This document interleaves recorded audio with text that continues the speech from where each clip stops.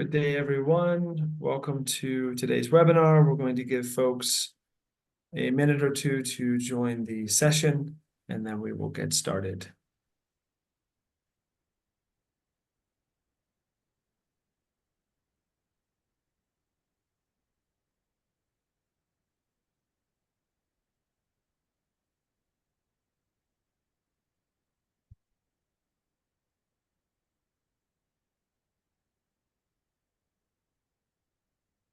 Welcome, everyone. For those just joining, we will get started in just another minute. We're giving folks a minute or two to come into the webinar.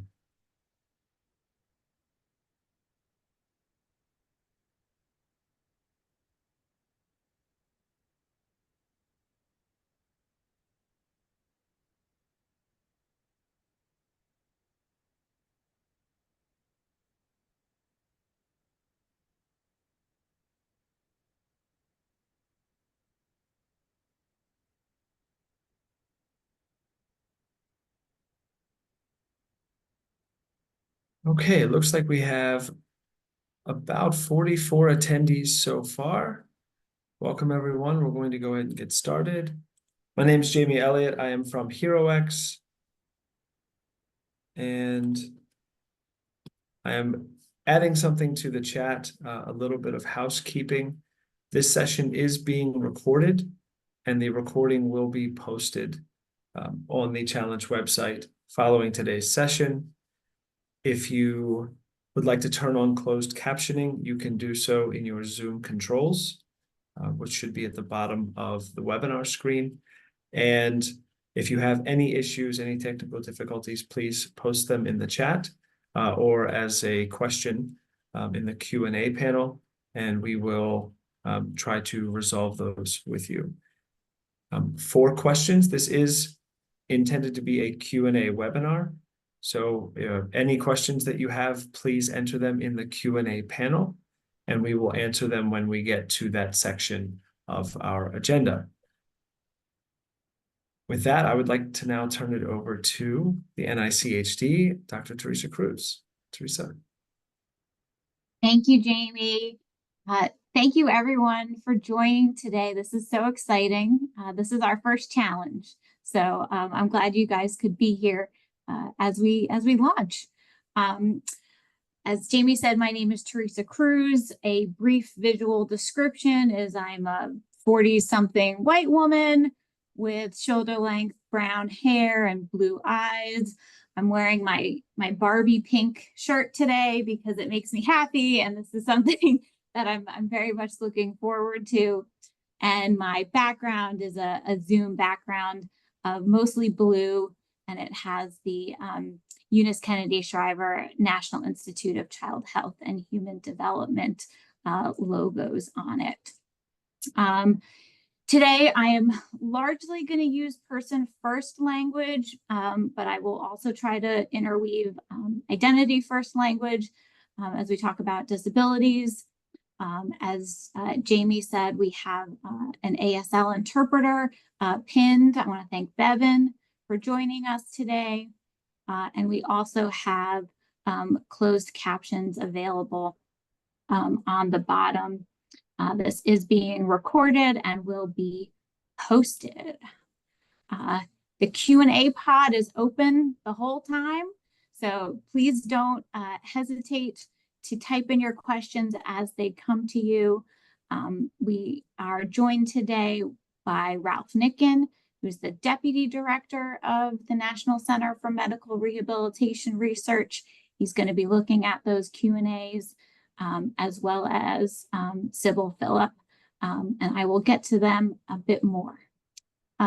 Next slide, Jamie. So today, we're here to talk about the Community Champions for Disability Health Challenge. I'm going to introduce some of the team that has been working on it, talk about the motivation for why NIH and NIDLR decided to put this challenge out there.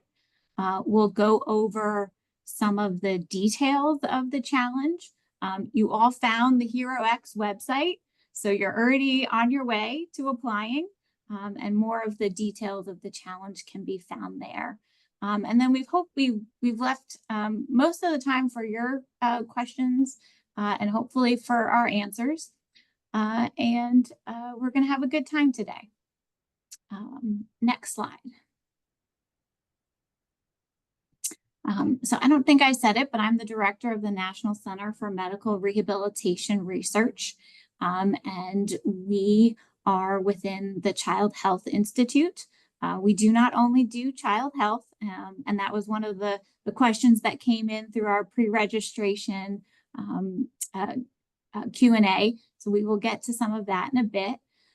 As I mentioned, I'm joined by Ralph Nicken, who is the Deputy Director of the Center, Sybil Phillip, who is our challenge manager. So she's going to make sure we get all the I's dotted and the T's crossed for the challenge aspects, because this is different than the NIH grant mechanisms. We also got some questions about that. And then finally, last but certainly not least, is Jamie Elliott, who has been helping us with the challenge design, and he works with HeroX, and you will see more of their platform at the end, because that's how you're going to put in your applications. Okay.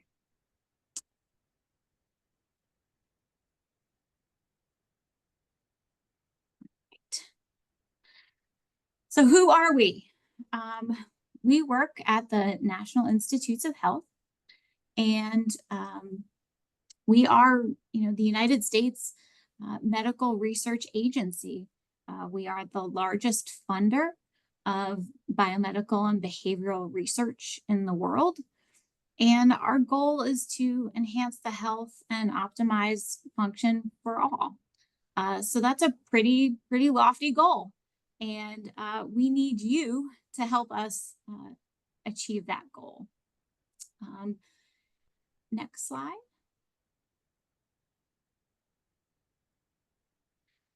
So I borrowed this slide, this graphic from the Georgetown Howard University Center for Clinical and Translational Science award, the CTSI there. And I wanted to put this up to show you a little bit about how NIH funds research. Most of what we do is on kind of the left side of this slide, which is basic research to understand behavior and health of organisms, right? That's kind of the bread and butter of what we do. But health doesn't just live in the lab. It doesn't just live under the microscope or in a petri dish. It lives across many areas of the health research spectrum. So today, we're kind of talking about the other end of this spectrum, which is at public health. And we're hoping you all can help us improve public health for people with disabilities. Okay, next slide. So I mentioned, Ralph and I work at the National Center for Medical Rehabilitation Research. We have been part of NIH since 1990. Which is not a coincidence. We followed the passing of the Americans with Disabilities Act. So we are the NIH resource to provide the research to help improve the health, productivity, independence, and quality of life for people with disabilities. And part of our job is to talk to the other parts of NIH about how they support rehabilitation research and other agencies. So you may have noticed that this prize competition has lots of co-sponsors, and we are very grateful for their support. And we have all those co-sponsors because this is a really important topic that affects lots of parts of NIH. Most of what NCMRR does is funding research grants. We train the next generation of rehab researchers. We support small businesses who are working on new assistive technologies. But we're gonna try something different with this prize competition, And I'll talk more about what a prize is in a minute. Next slide, Jamie. So over the last few years, NIH has been thinking about how we view disability. So traditionally, we have viewed disability as an outcome measure. It is the result of an injury or an illness. But that is not where the disability research field is today. There is many other models beyond this medical model of disability, the social model, the social justice model, the biopsychosocial model. But all that to say that disability can also be viewed as a demographic. So over the last few years, NIH has been thinking about how do we reconcile this medical model, which we continue to work on, with these more social and demographic changes. So one thing we did just a year ago, actually, was designate people with disabilities as a population that experiences health disparities. So here we're talking about differences in health outcome that are driven by the social system we work or live in. So this is not related to a person's underlying, disabling condition, but it's about the structure and the environment in which that person lives. So this was really helpful for us. So now we get to think about how we can address the health needs of people with disabilities through a health equity lens. And on the left here, I have a graphic from the Robert Wood Johnson Foundation, where we're thinking about how does the environment match the needs of the person? How do we get them what they need, when and how they need it?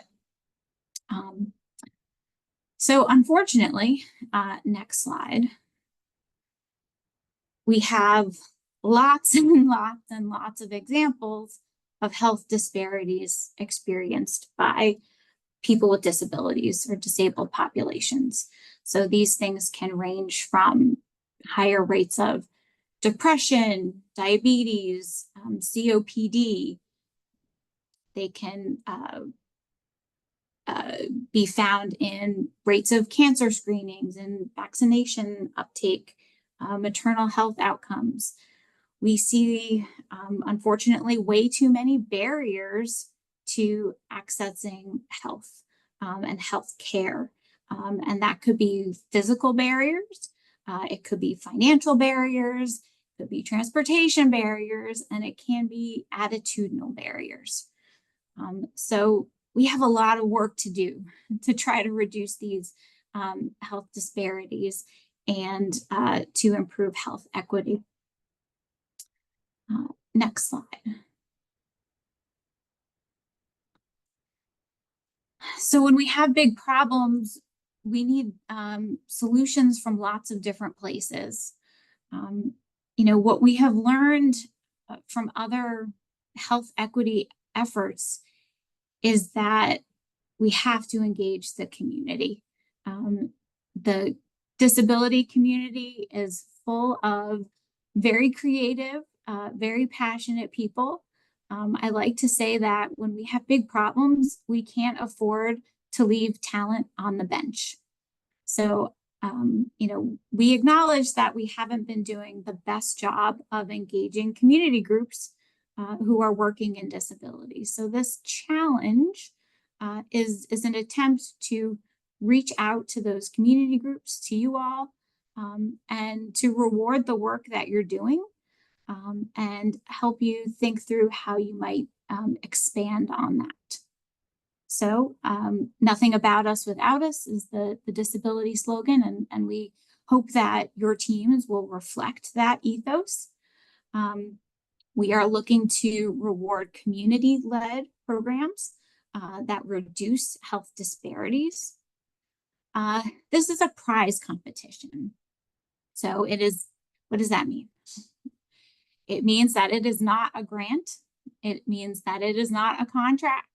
It means it is not a cooperative agreement or an other transaction authority. So you might have heard of those other pathways to provide money from the federal government.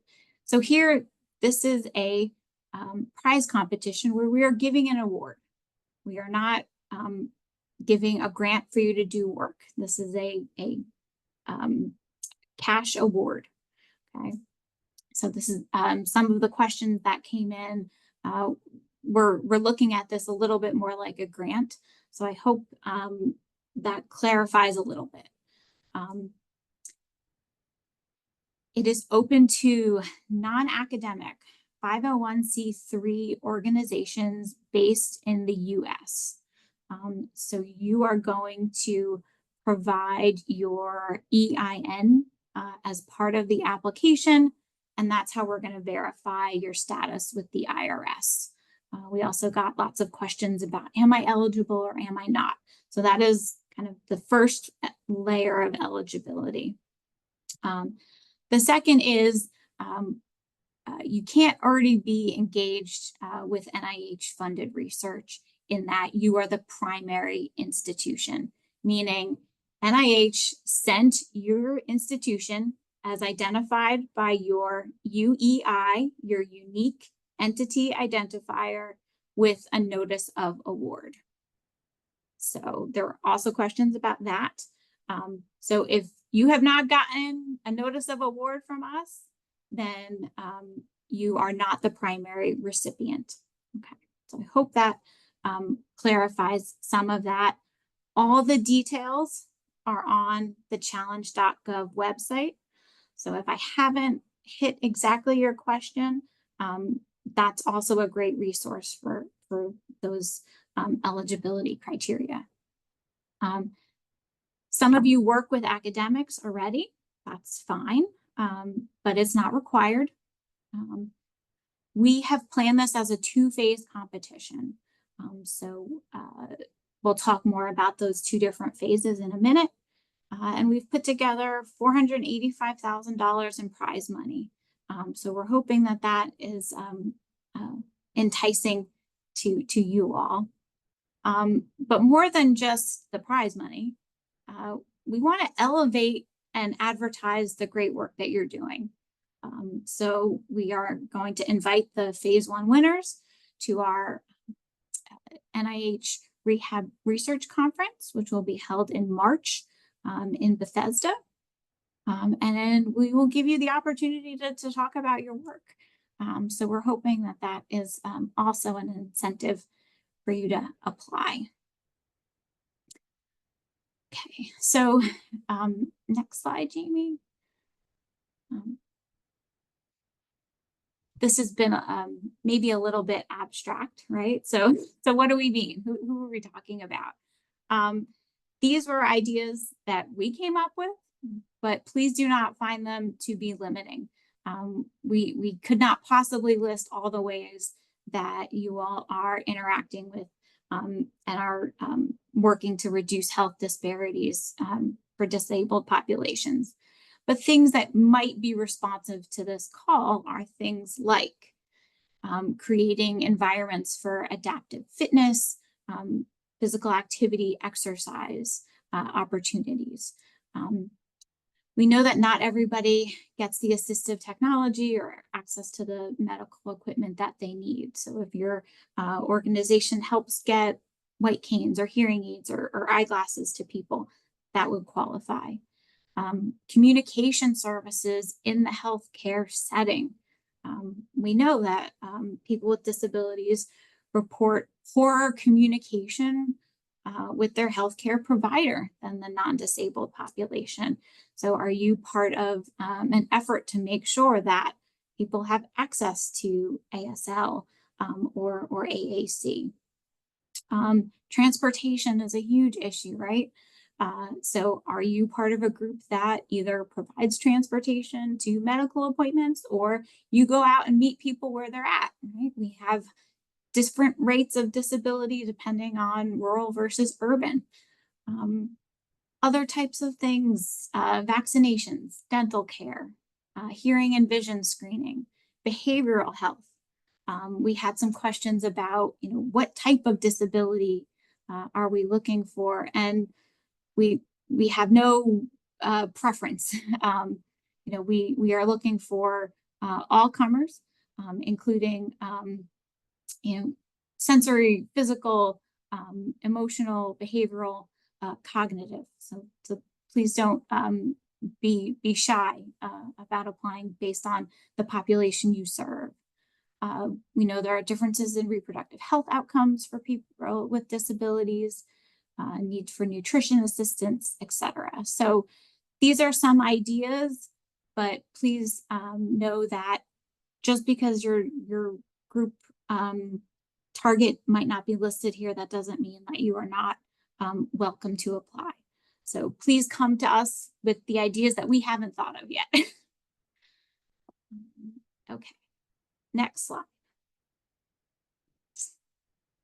Okay, phase 1, we opened about a month ago, end of August, and we closed November 1st at 4:59 p.m. I'm looking at Jamie. Eastern Standard Time, or daylight, I'm gonna mess that up. 5 o'clock on the East Coast, which is different than Grants, which is local time. So everybody knows, get your applications in early, so we don't have to worry about that. What are we looking for? We are looking for your innovative ideas to improve, expand, diversify, amplify, plus up, extra, whatever you want to call it, the work that you're already doing. So how can we improve on the great work that you're doing in the community? And it has to be targeting improved health for people with disabilities. Okay. We don't want this to be intimidating. We have set up the application to be what we hope is a fairly low bar to entry. Jamie's going to walk through what the format to apply looks like. Little text boxes, you put in your write-ups, but totaling, it shouldn't be more than 4 or 5 pages. We want to learn about you, we want to learn about the problem you're addressing, and we want to know about your idea. Okay. We will have up to 8 winners from phase 1 who will each get $25,000. And that's yours to do with what you wish. It's a prize. We very much hope that you will continue to engage with us and enter into phase 2.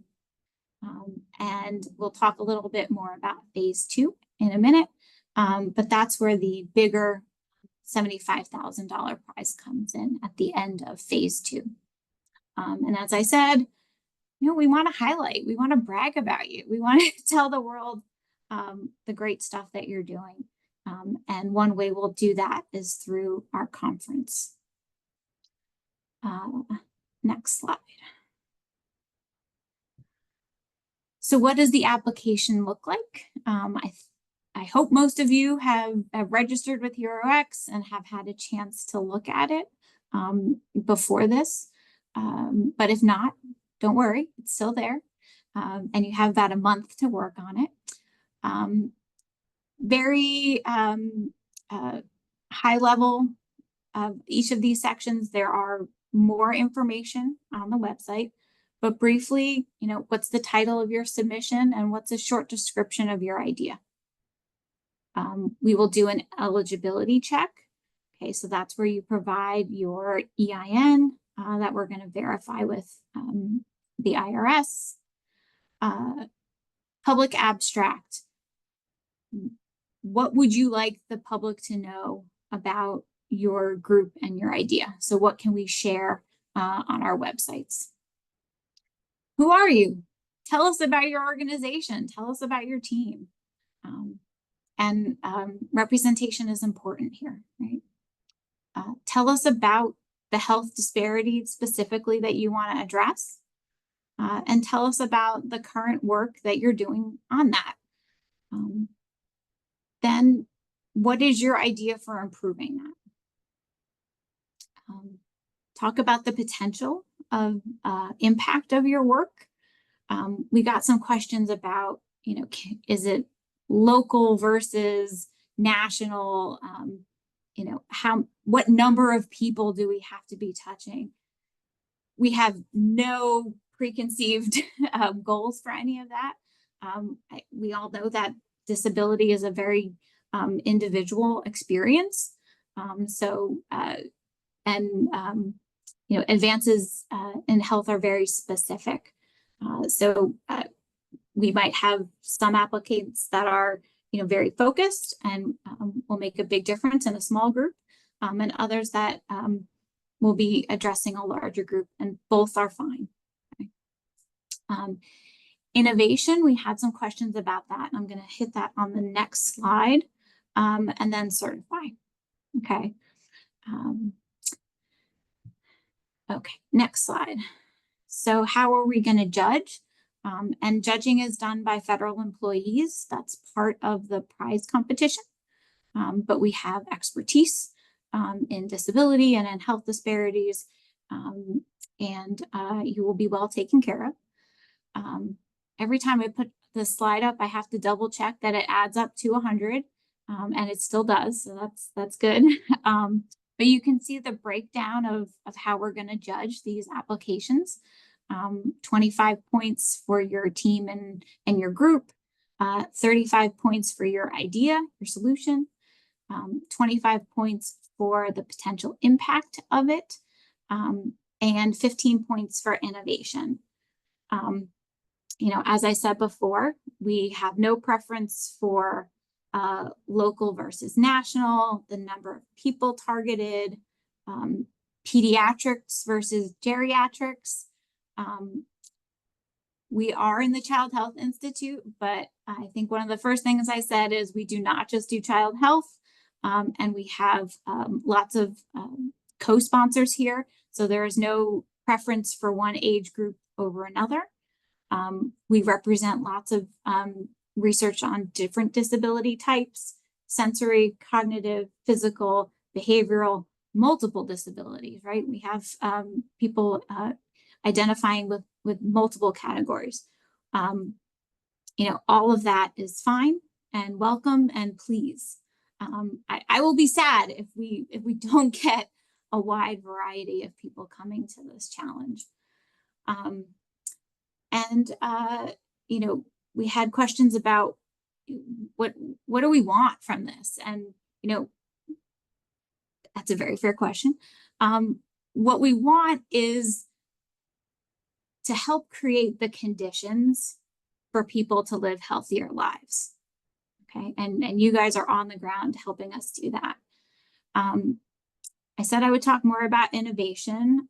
What is innovation? We struggle with that too.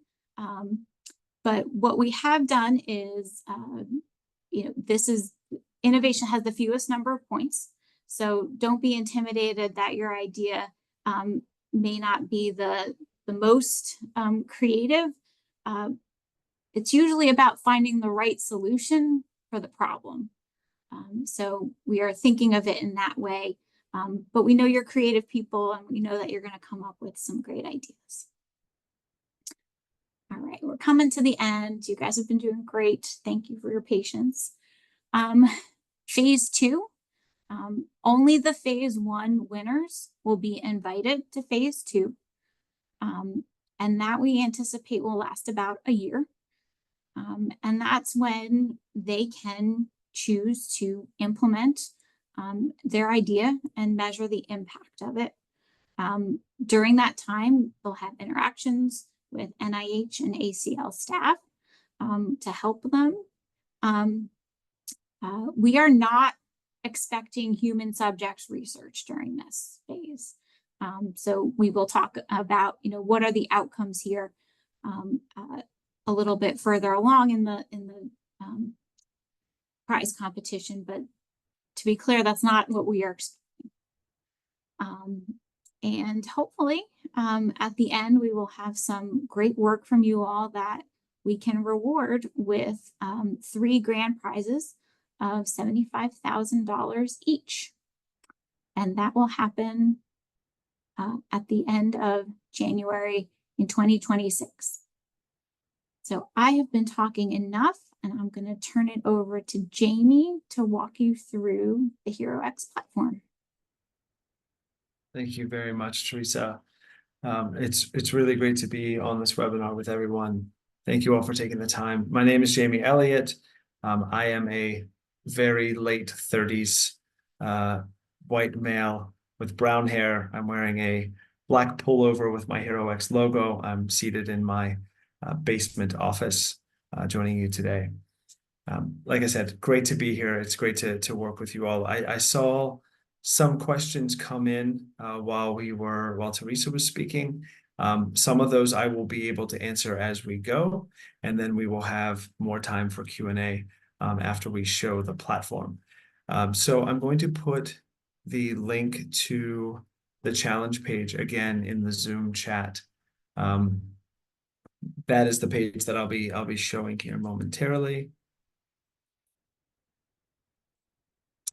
So this is what you see now on the screen is the HeroX page. So HeroX, this was one of the questions we received before the webinar. HeroX is a crowdsourcing platform or challenge management platform. And HeroX is lucky enough to work with great organizations like NICHD to host challenge competitions that are impactful and make a difference. And so this is the challenge page. If you have not yet already, please come to the challenge page and click follow. You'll want to follow the challenge. Even if you've watched this webinar and feel that you may not be able to compete in the challenge, you're here because you feel like this work is important. And if you follow the challenge, you'll automatically receive updates about the challenge, including the announcement of the winners when that's been determined. So I'm going to walk now through the platform and some of the features before I show how you can submit when you are ready. So horizontally across your screen, you see different tabs. There is a timeline tab that will show you, based on your local time, what the various milestones of the challenge are. There's an updates tab. And the updates is if you are already following the challenge where you would have heard about this webinar. This tab is also where we will post the recording. So I know that was asked as one of the questions. We will post the recording of this webinar so that you can come back to it at any time. There is a forum tab. This Q&A webinar is one opportunity for you to ask questions of the challenge team. But this forum is open as long as the challenge is open and even beyond. So anytime you have questions or thoughts, you can share them on this forum. You can create new threads and share your questions. Teammates or other contestants may reply, but HeroX and the NICHD is monitoring this space as well and will respond quickly, especially as we approach the submission deadline, which is November 1st, 5 p.m. Eastern time, and we can answer your questions at any time. You can also view the other teams that have signed up for the challenge, and we have a few frequently asked questions. There is a tab that does not yet show, but it will following today's webinar. That tab is called Resources, and that is where we will post a PDF of the slides that Teresa walked through earlier. So that was another question that came in. Will the slides be posted? And that is where they will be posted. Okay, now I'd like to walk through the challenge guidelines. So a lot of the information that Teresa walked through in the slides and more is available in the challenge guidelines. The guidelines are meant to be the place you go to find everything you need in order to compete in this challenge competition. So the overview section walks through at a high level what this challenge is about and how it is structured. As you scroll down to the guidelines, it goes into more detail.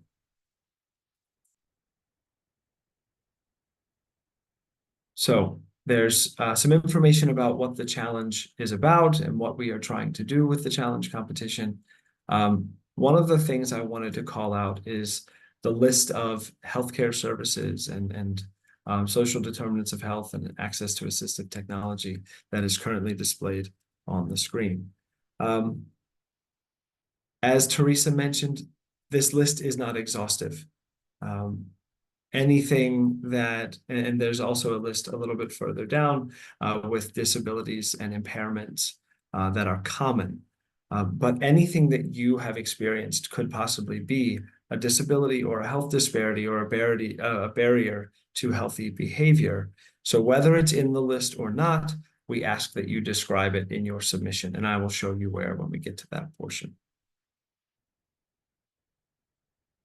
So there's some more background on the challenge, some of which Teresa has already shared, and then we go into the structure, and it goes into a bit more detail about how the challenge is structured. So as Teresa mentioned, we will have up to 8 phase 1 winners, and those teams will have up to 1 year, or approximately 1 year, to put their proposed strategies in place. Phase 2 teams will be invited to attend the NIH Rehabilitation Research Conference in March of 2025. And throughout phase 2, teams will receive different types of support from NICHD, including webinars, technical assistance, and exposure to NIH subject matter experts.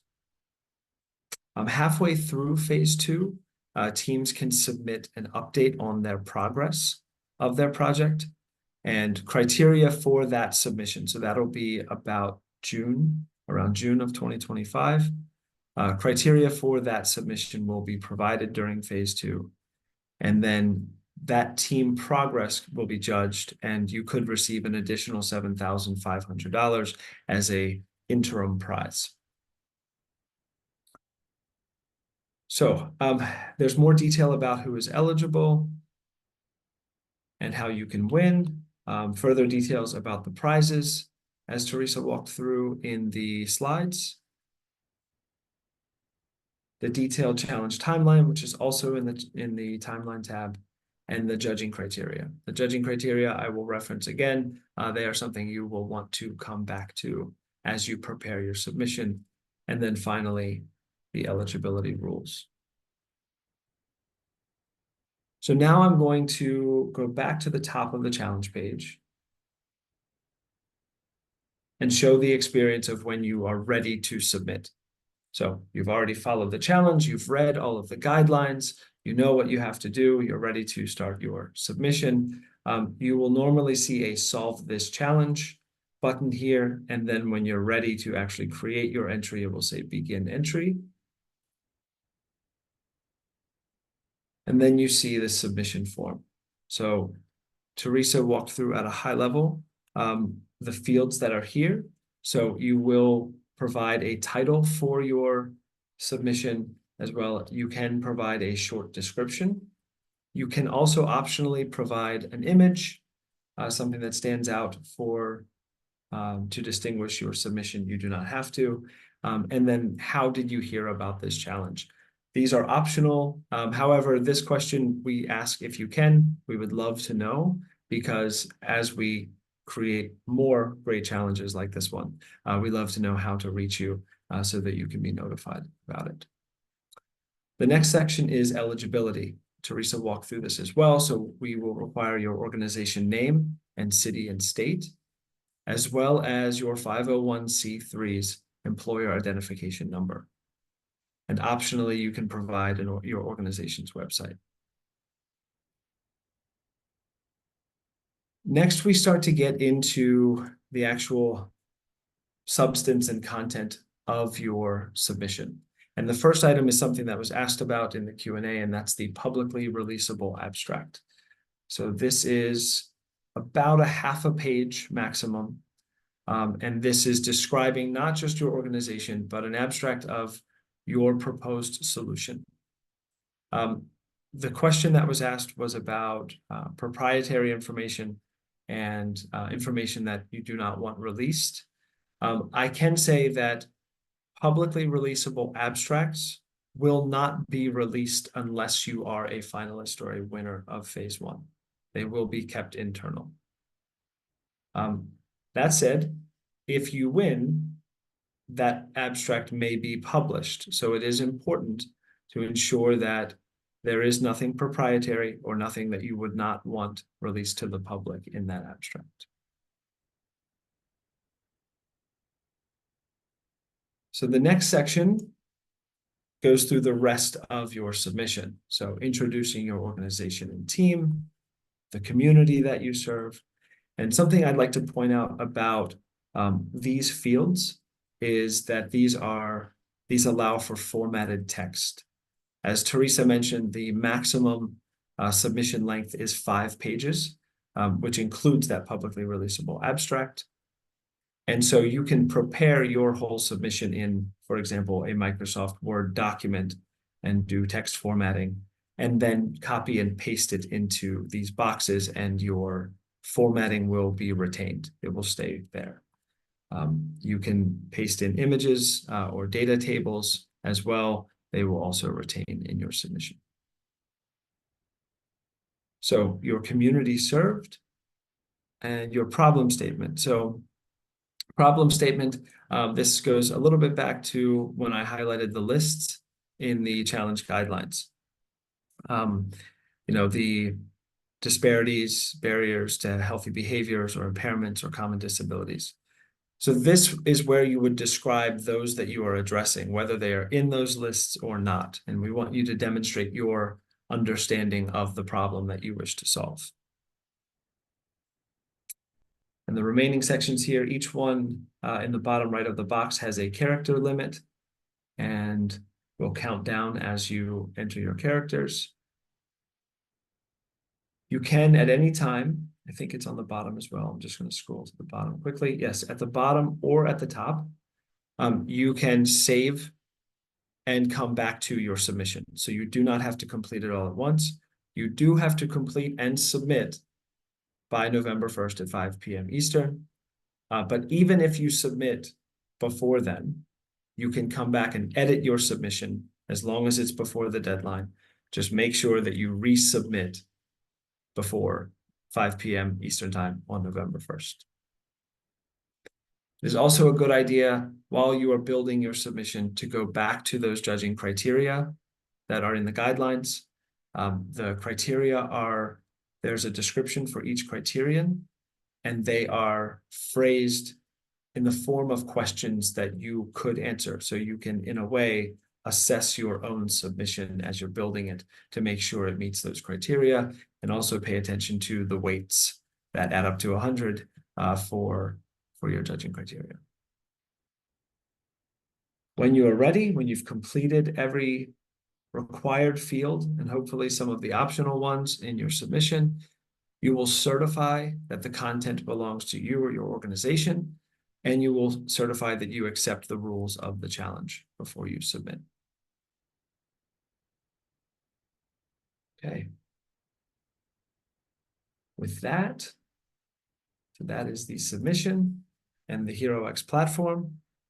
I'll now turn back over to Teresa to shout out to our co-sponsors.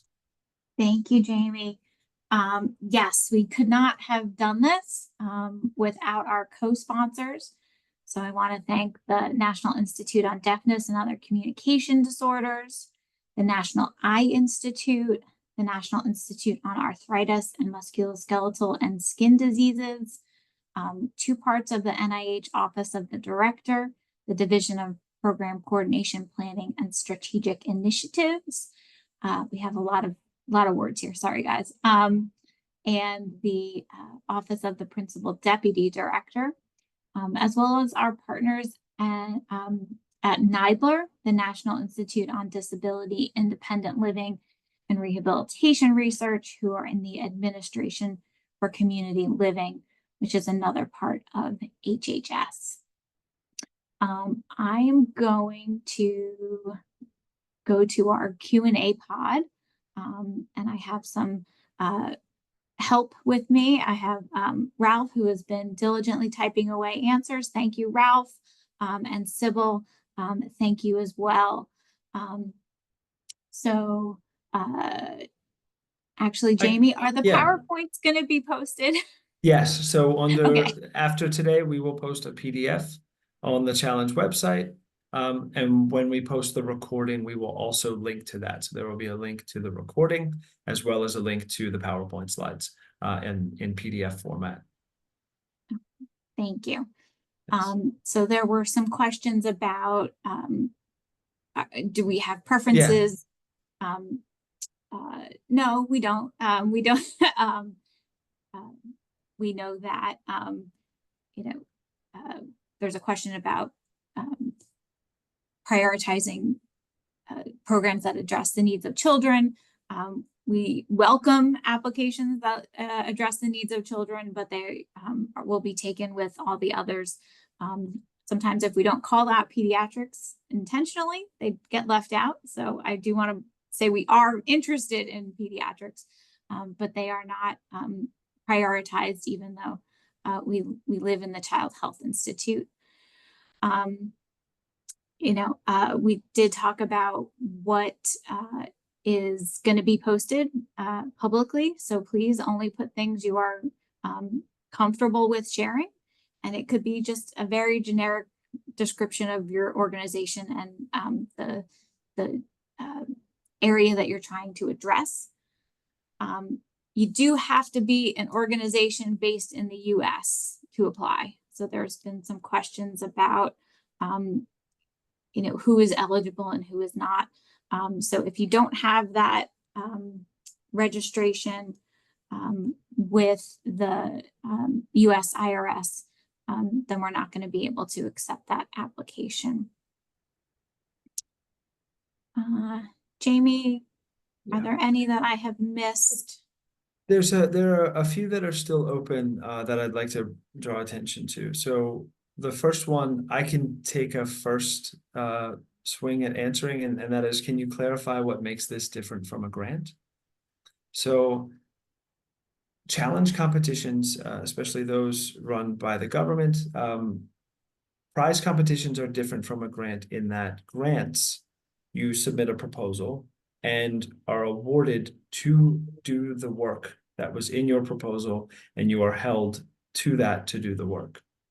A prize competition, the prizes that Teresa mentioned, the $25,000 per team for up to 8 teams, that $25,000 is a prize for the 5-page proposal that you submit.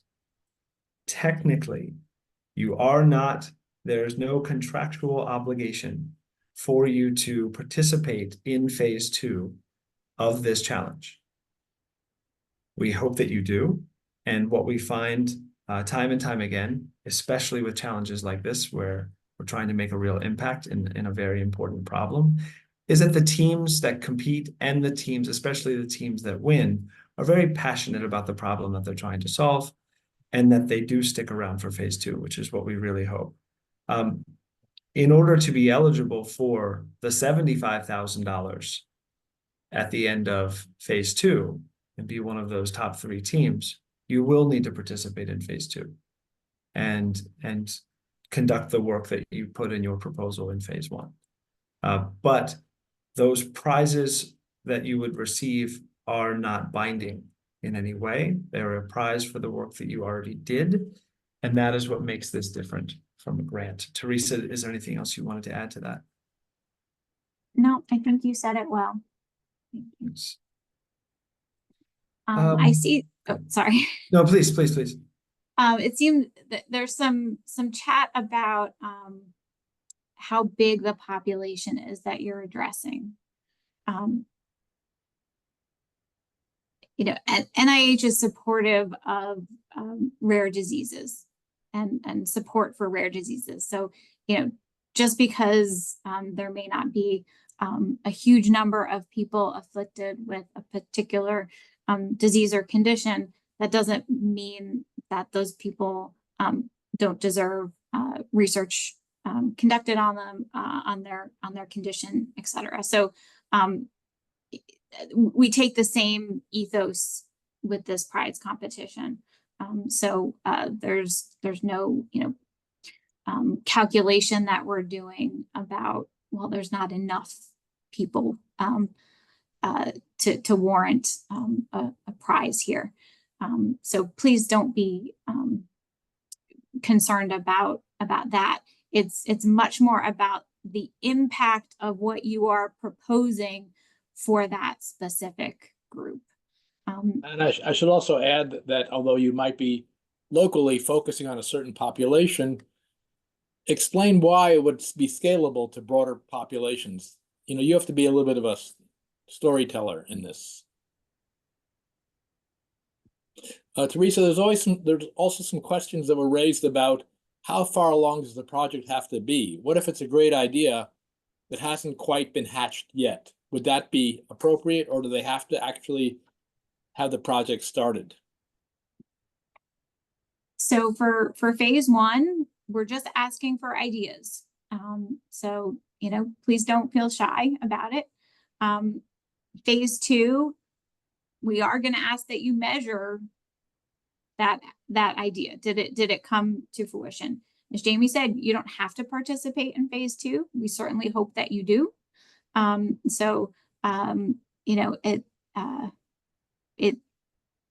There isn't a requirement, but we do hope that you are building on something that you already have, and that we can help with that. Yeah, and I think we would hope that your ideas do come from your actual experiences in your communities, the commitment that you have to the people around you. So we are trying to reward, like the title says, local champions. I will also say, this is Jamie, I will also say, we have just 8 minutes left of time.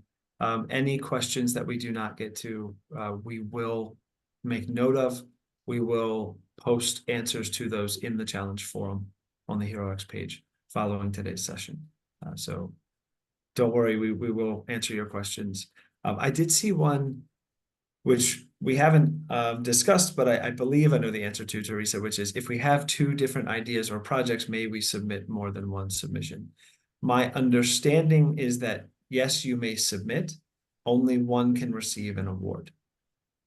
One organization could not receive additional funding, but please clarify if that's not the case. Our intent is to engage as many community organizations as we can. So we encourage one organization to submit only one idea. Okay. And so, yes, you're correct, Jamie. Thank you, Sybil. Thank you. So one idea, please. Okay. Okay. Jamie, there's a question about the join team function. I don't know if you talked about matchmaking. I did not. So thank you. On the HeroX platform, it is possible, I think, because I already created my submission, I'm not able to actually show how this works. However, it is possible, if you are an individual looking for a team, that you can flag that in your profile that you are looking for a team. And similarly, you can create a team and have other individuals on the platform join your team. The team feature is a feature of the platform. Please know that for this challenge, this is open to 501c3 nonprofit organizations. And so it can be a little bit confusing, but an individual, the way I selected that I'm competing as an individual, can submit on behalf of their 501c3 organization. If you have a team, your team does not all have to register technically on the HeroX platform in order for you all to be eligible. That is a feature that we use on different challenge competitions. You can, and especially if they want to receive the updates as well about the challenge, register and you can form the team using the platform, but it is not required. I also saw a question raised about what if you're implementing a program that you didn't actually create? Is it fair for you to submit that as part of your challenge? And I see. Yeah. yeah, and I think the initial answer to that is sometimes part of the magic is in how you make it happen. And so although ideas are kind of out there, if you really had taken it and did something special with it locally, try to make your case. And so that might be appropriate. Teresa, would you like to respond to that as well or not? No, I think you addressed it. Innovation is part of the review criteria, and how you implement something with your specific population or environment, etc., has room for innovation there. And I think that with the NIH, ideas, a lot of people have ideas. It's actually making it happen and being committed locally. That's what's really the innovation. And that's what you folks are bringing to this challenge. I do think, sorry, I do think on that one, part of the question is about them, that second to last question, certifying that what they submit is their own work. And so I completely agree with Ralph and Teresa. You are making it yours. It would be great in your submission to credit where the idea where it originated, and that may also help with demonstrating efficacy. Hey, we've seen this done in this place with this population, and we want to do that in this place with this population. But that is your proposal to take that new spin on it, and it's my understanding that yes, you can then certify that it is yours because it's your proposal on how to conduct that work. There's a question about the timeline. On the HeroX website, there is a timeline tab. Yes. After November 1st, you won't hear from us until January 16th, 2025, and that's when the phase 1 winners will be announced. So we need some time to review all these great applications, but hopefully not too long. And then we'll move quickly into phase 2. There was one more question I wanted to answer. Yes, you can talk about how you would measure your outcomes. You know best what it is that you're delivering and how to measure that. So that is on you to define what your outcomes would be. So that would be a very good thing to include in your application.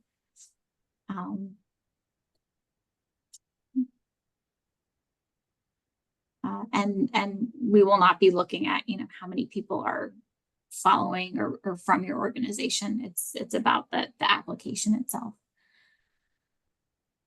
Oh my goodness, we filled the whole time. We did indeed. And I think much like you folks are all trying to raise resources in your local communities, we're looking for that same sort of answer here. We're not trying to be academic about this. You have to talk about how you're impacting people around you, how you're impacting your community.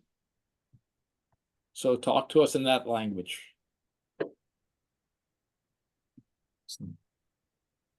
Okay. With that, I think that we can wrap up. We are just about at time. Thank you all for taking your lunch hour if you're on the East Coast, for taking the time to attend this.